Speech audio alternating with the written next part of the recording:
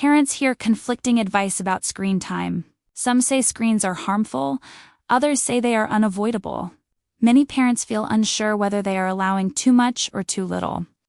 This confusion leads to guilt, inconsistency, and daily arguments. The real problem is not screen time itself, but unclear boundaries and expectations. Asking only about hours misses the real issue. Two children can have the same amount of screen time and very different outcomes. The impact depends on timing, content, emotional dependence, and what screens replace. Understanding these factors matters more than counting minutes. Screens often replace boredom, movement, creativity, and emotional regulation. When screens fill these roles too often, children lose opportunities to develop self-regulation and problem-solving skills.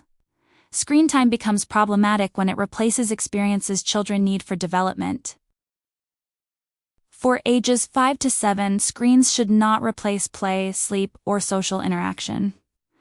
For ages 8 to 11, limits matter more than total time. This difference often comes from temperament, emotional sensitivity, and stress levels. This is not a parenting failure. Unlimited access teaches the brain to expect constant stimulation. Over time, this reduces patience, frustration tolerance, and focus. Children with unlimited access often struggle when screens are removed because they have not practiced stopping. Limits protect emotional development. Extremely strict limits without explanation or flexibility can increase obsession. When screens feel forbidden, children fixate on them. Healthy limits are firm but predictable, not harsh or reactive.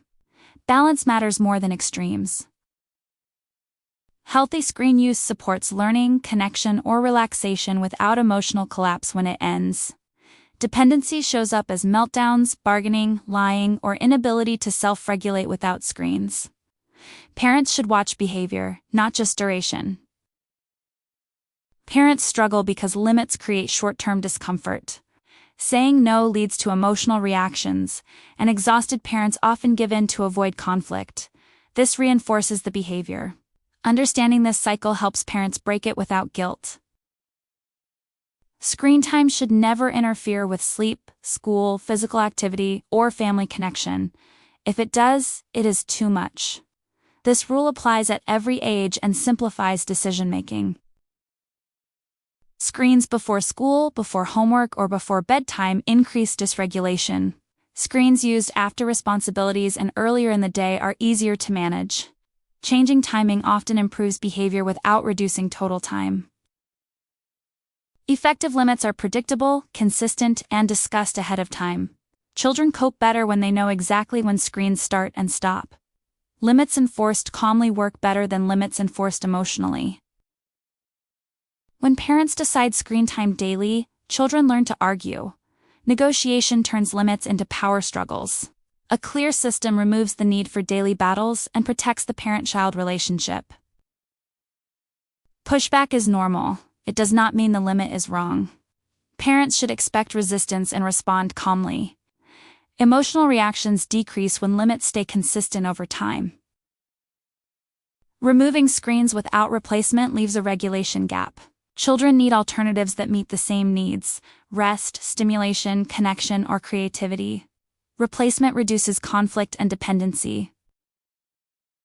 Boredom is not harmful. It is a necessary state for creativity and problem-solving. When screens eliminate boredom completely, children lose the ability to self-direct. Allowing boredom builds resilience. If a child becomes aggressive, withdrawn, anxious, or unable to function without screens, professional support may be needed. Screen overuse sometimes masks emotional or developmental challenges. Strong routines, emotional connection, physical activity, and predictable limits reduce screen struggles. Screens become less powerful when children have full, balanced lives. Screen limits are not about control, they are about guidance. Parents are not taking something away, they are protecting development. Confidence in this role reduces guilt and inconsistency.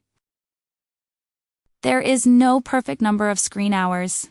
What matters is how screens fit into a child's life.